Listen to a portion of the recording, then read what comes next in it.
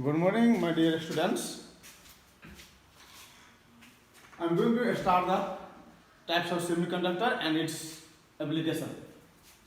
Semiconductor is of two types: intrinsic, extrinsic. Extrinsic is of two types: p-type semiconductor, n-type semiconductor. Yesterday we have studied about this. In p-type semiconductor, trivalent impurity is added. In n-type semiconductor, pentavalent impurity is added. Trivalent impurity addition gives the formation of hole, and hole behaves as a positive charge. Pentavalent impurity gives the formation of free electron, and free electron are responsible for conduction, and conductivity of this type of semiconductor is more than this type. Therefore, it is the symbol of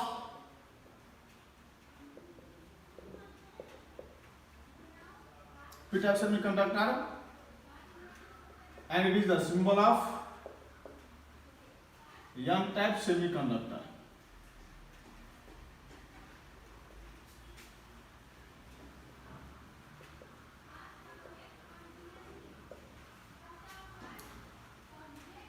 If it means this is the P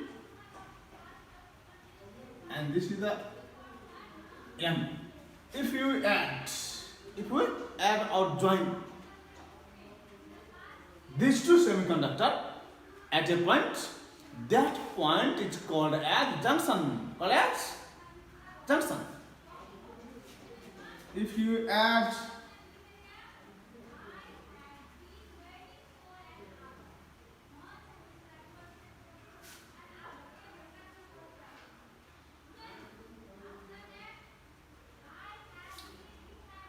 presence of hole,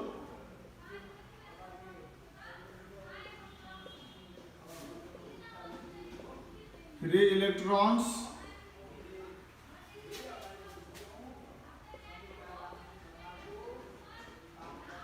and this is called as junction. It is called as junction.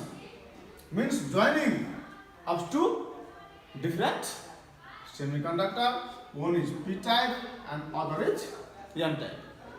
If we join these two different semiconductor at a point, gives the formation of junction, and at the junction, it's one side there is presence of positive charge, means hole, it behaves as positive charge, and it behaves as negative charge. It means there is the attraction, there must be attraction. According to Coulomb law, there must be attraction between two unlike charges, because these charges are in positive nature, they are in negative nature, therefore there must be attraction according to Coulomb's law. It means here acts the Coulomb force, and this attraction causes the flow of this charge into this region and this charge into this region. Attraction को कारणले गर्दा यो सबै मिलेर तान्छ, त्यसपछि यो सबै मिलेर यसलाई पनि के गर्छ, तान्छ। तान्यो भने तब के भयो, यसको एकापट्टि पोजिटिभ, यसको एकापट्टि नेगेटिभ, मतलब यो त भयो अब टु टर्मिनल डिभाइस। नाम के भयो? Two terminal device. one terminal having positive, other having negative, therefore this two terminal electronic device is named as diode. Di means two, od means end. It is diode, called as semiconductor diode. Formation due to this junction, therefore named as junction diode. Or one is p-type semiconductor, other is n-type semiconductor. Therefore, it is called as p-n diode. also diode र यसको धेरै use छ फिजिक्सको फिल्डमा mainly electronics डिपार्टमेन्टमा यो डायोडको धेरै use भएको पाइन्छ diode भनेको दुई ओड भनेको एन्ड दुईटा एन्ड भयो एउटा प्लस एन्ड अर्को माइनस एन्ड यो हो डायोड यसको सिम्बल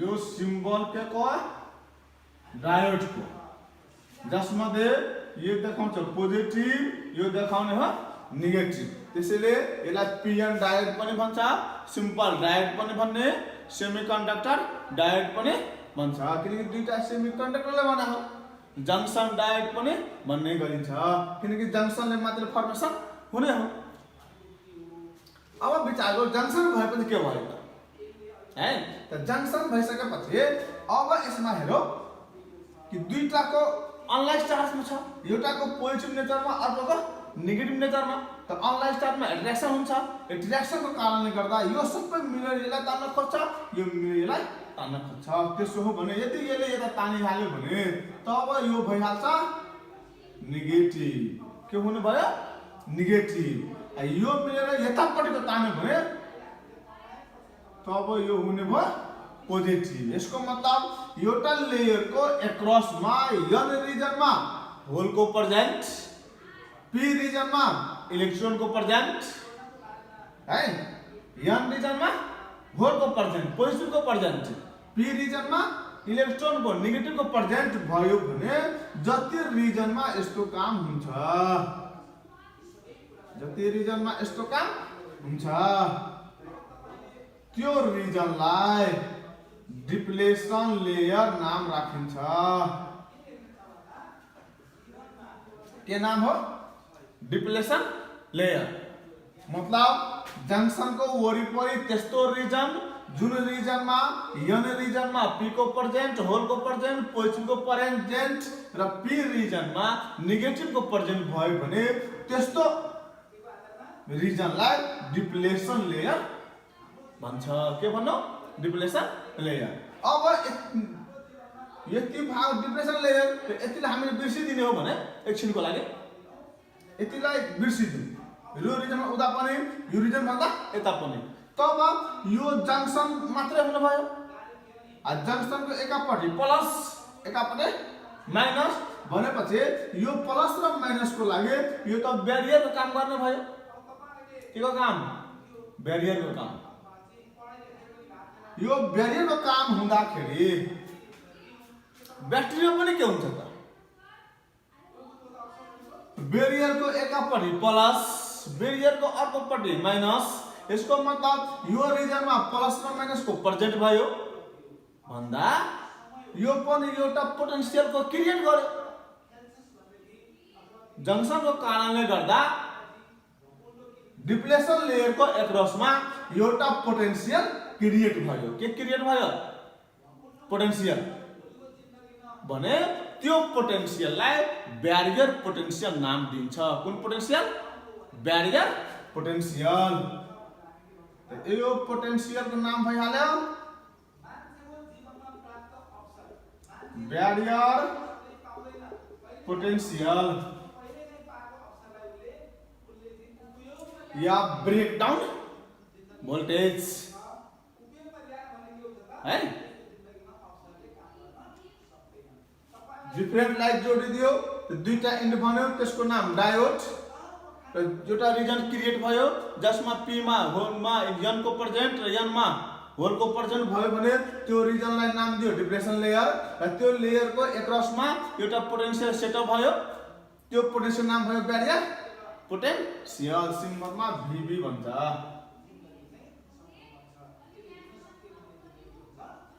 ब्यारियर पोटेन्शियल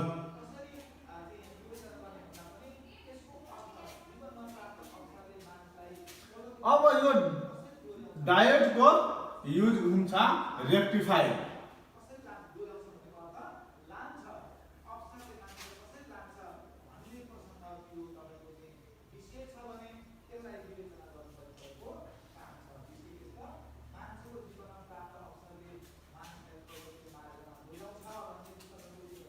इसको use application rectifier. The rectifier is the device, electronic device arrangement which converts alternating current into direct current. AC लाई DC मा चेन्ज गर्ने इलेक्ट्रोनिक डिभाइस हो, त्यसको नाम छ रेक्टिफायर। जुन प्रक्रियाबाट त्यो डिभाइसले AC लाई DC मा चेन्ज गर्छ त्यो प्रोसेसको नाम हो रेक्टिफिकेसन। नाम के दिने? Rectification. The rectification is the process of conversion of AC into DC or alternating current into direct current. त्यो प्रोसेस को नाम हो रेक्टिफिकेशन र त्यो डिभाइस को नाम छ रेक्टिफायर। के नाम दिने? Rectifier. The rectifier is the device which helps to convert the AC into DC or alternating current into direct current. इसलिए के गर्छ? Converts AC into DC. तो AC में क्या हो? तो अल्टरनेटिंग करेन्ट में तो दुईटा फेज हुन्छ, दुवैपट्टि वेव को ट्रान्सफर हुन्छ। दुवैपट्टि भनेको यस्तो सिम्बल हो, एउटा हो पोजिटिभ हाफ साइकल तो अर्को हो नेगेटिभ हाफ साइकल है। तो यो हो सिम्बल अफ AC।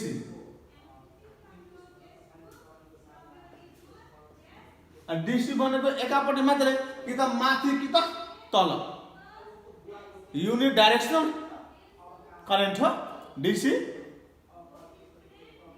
र भ्यारिएबल करेन्ट हो AC। त्यसो हो भने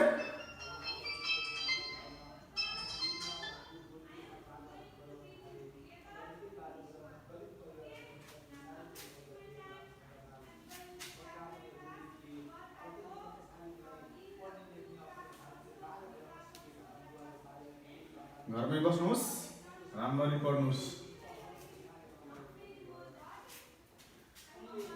र यदि यो यसको मतलब AC मा दुईटा फेज भयो है, दुईटा साइकल भयो, एउटा यो र एउटा यो। त यदि कुनै डिभाइस एरेन्जमेन्टले एउटा साइकललाई मात्रै चेन्ज गर्न सक्ने भयो भने त्यस्तो डिभाइस या एरेन्जमेन्टलाई हाफ वेव रेक्टिफायर भन्छ। कस्तो रेक्टिफायर? Half wave rectifier. र जुन एरेन्जमेन्टले दुईटै साइकललाई DC मा चेन्ज गर्न सक्ने भयो है भने त्यस्तोको नाम दिन्छ full wave rectifier. Half wave रेक्टिफायरमा आउटपुट इनपुट को आधी हुन्छ, फुल वेव रेक्टिफायरमा आउटपुट इनपुट को बराबर भयो भने त्यसको नाम पनि दिन्छ फुल वेव रेक्टिफायर। दुवै चेन्ज हुनु पर्यो, दुईटै साइकल भए पनि फुल वेव रेक्टिफायर, दुईटै साइकल चेन्ज भएन, आउटपुट र इनपुट को बराबर भयो भने त्यो तरिकाले पनि त्यसको नाम राखिन्छ फुल वेव रेक्टिफायर। एउटा हामीले बुझ्नु पर्ने हाफ वेव रेक्टिफायर,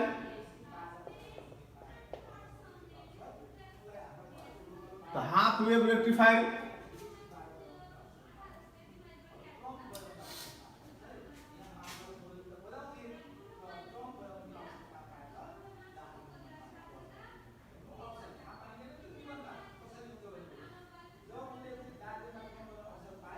यो सिंबल हो ट्रांसफार्मर को, इसमें लगेर डायोड जोडिदिए,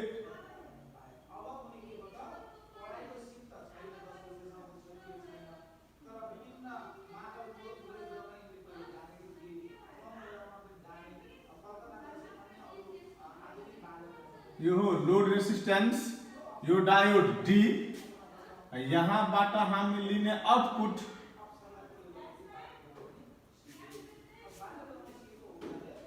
है। तो यो हो P रिजन, यो चाहे N रिजन।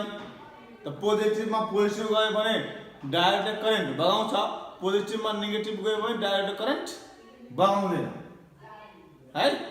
भनेपछि यो ट्रान्सफर्मरले अल्टरनेटिङ करेन्टको मुभमेन्ट गराउँछ, फरवर्ड गराउनु भयो। त अल्टरनेटिङ करेन्टको दुईटा साइकल, कि त प्लस साइकल कि त माइनस साइकल है। यदि मान्नु यो ट्रान्सफर्मरबाट यतादेखि यदि यो प्लस साइकल इन्ट्री गर्यो, कुन cycle? Positive height cycle entry गर्यो भने त positive height cycle enter to P region. त पी मा पोजिटिभ जानुको मतलब त्यो डाइरेक्ट भयो फरवर्ड बायस। त फरवर्ड बायसमा करेन्ट त बग्यो। त यहाँबाट अब के हुनु भयो? करेन्ट बग्छ है, जुन चाहिँ लोड रेसिस्टेन्सको एक्रसमा हामीले आउटपुट लिन सक्छौं। अर्को पल्टमा यदि यताबाट पोजिटिभ हाफ साइकल नगएर मानव गयो नेगेटिभ हाफ साइकल, त नेगेटिभ हाफ साइकल गयो कुन रिजनमा? पी रिजनमा। पोजिटिभमा को गयो? नेगेटिभ। त त्यसले त त्यो नेगेटिभलाई बग्न दिँदैन। बग्न दिँदैन भने तब त हामी यहाँबाट करेन्ट जुन छ यहाँ त आउटपुटको रूपमा पाउँदैनौँ। भनेपछि त यो अरेन्जमेन्ट कस्तो भयो? पोजिटिभ हाफ साइकल जाँदाखेरि करेन्ट यहाँबाट बग्यो ताकि यसको लोड रेसिस्टेन्सको एक्रसमा हामीले आउटपुट पाउन सफल भयो।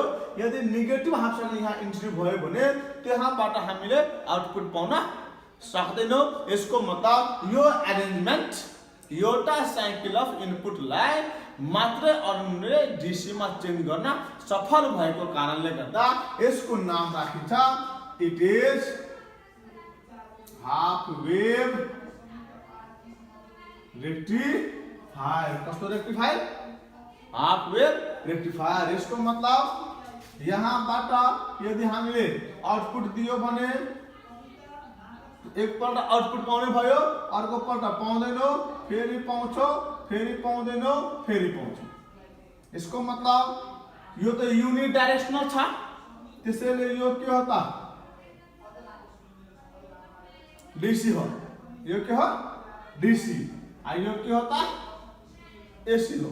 यो हो सिम्बल डीसी को, यो सिम्बल एसी को। एसी इनपुट को एउटा साइकललाई मात्रै यहाँ आउन दिनु भएको कारणले गर्दा यो अवस्थामा हाफ वेव रेक्टिफायरमा भी आउटपुट के होला? V output is equal to input जति छ त्यसको कति हुन्छ? आधी हुन्छ। के होला? आधी होला।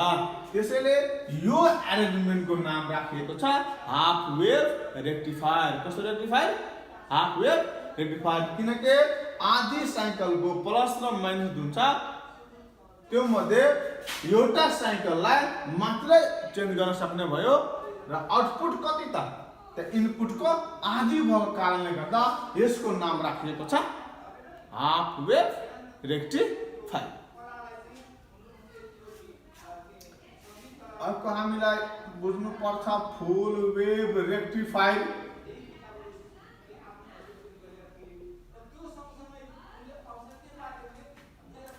फुल वेव रेक्टिफायरमा कि त both cycle of input AC should be change to output DC, अथवा output should be unidirectional and output should be equal to input if there is no loss. भएन भने त्यो बेलामा आउटपुट कि त इनपुटको बराबर हुनु पर्यो है, कि त दुईटै इनपुट साइकल के हुनु पर्यो? एसी इनपुट डीसी मा चेन्ज हुनु पर्यो भने त्यस्तो अरेन्जमेन्टको नाम राखिन्छ फुल वेव रेक्टिफायर। कस्ता रेक्टिफायर? Full wave. फुल वेव रेक्टिफायरमा युज हुने हो centre tap transformer.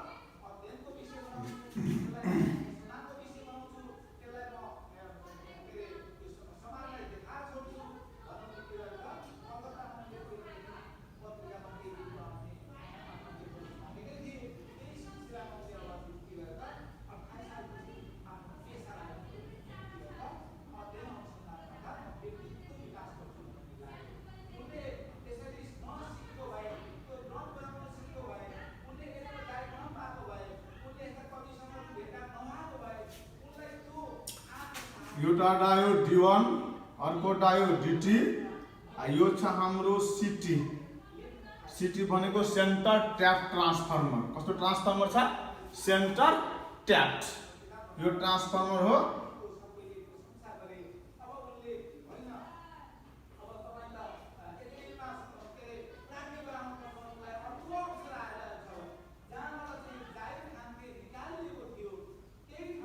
Centre tap transformer CT transformer भन्छ है दुईटा डायोड छ D1 अर्को डायोड छ D2 यो छ लोड रेसिस्टेन्स जसको एक्रसमा हामीले आउटपुट लिनुपर्ने आउटपुट मानो VO ट्रान्सफर्मर T यो आउटपुटले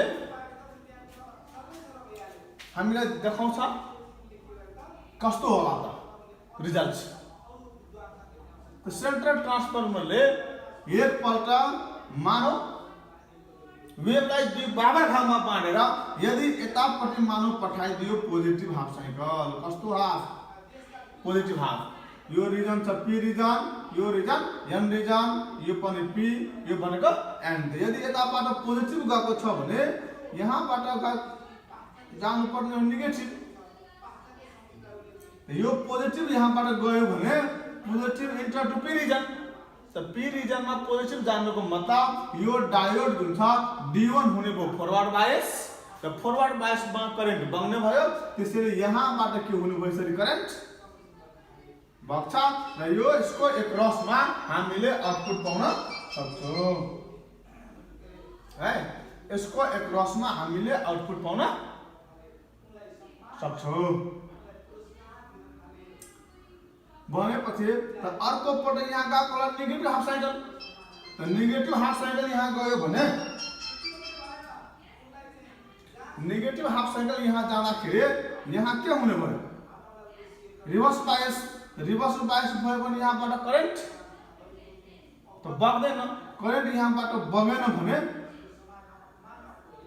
नेगेटिभ चेन्ज त भएन तर प्लसको काम गर्दा हामीले आउटपुट पाउन सफल भयो अर्को पटक के होला कि यो CT ट्रान्सफर्मरले यतापट्टि पठाउँछ पोजिटिभ त यतापट्टि पठाउँछ नेगेटिभ हाफ साइकल त यहाँ नेगेटिभ हाफ साइकल गयो भने यो डायोड डिलोड हुने भयो रिभर्स बायस है पोजिटिभ हाफ साइकल कारणले गर्दा यो डायोड हुने भयो पोजिटिभ को कारणले गर्दा फरवर्ड बायस भएपछि यहाँबाट करेन्ट बग्ने भयो र यसको एक्रसमा हामीले आउटपुट पाउन सफल भयो यसको मतलब यहाँ हामीले दुईटै चेन्ज भएको छैन तर कन्टिन्युअस आउटपुट छ एकपल्ट D1 ले दिएको र एकपल्ट D2 ले दिएको है त यसको आउटपुट कस्तो हुने भयो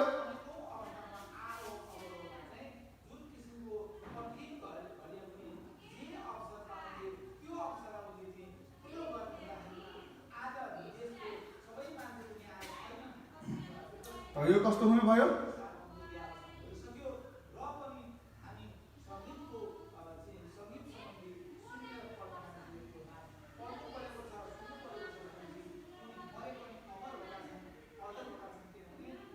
यो मोनो D1 को कारणले गर्दा यो D2 को कारणले गर्दा यो D1 यो चाहिँ D2 त युनिट डाइरेक्सन छ त्यसैले यसको नाम हो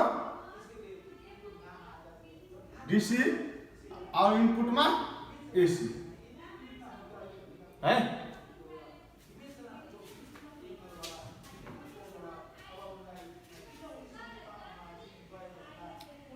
ल आजलाई राखौ।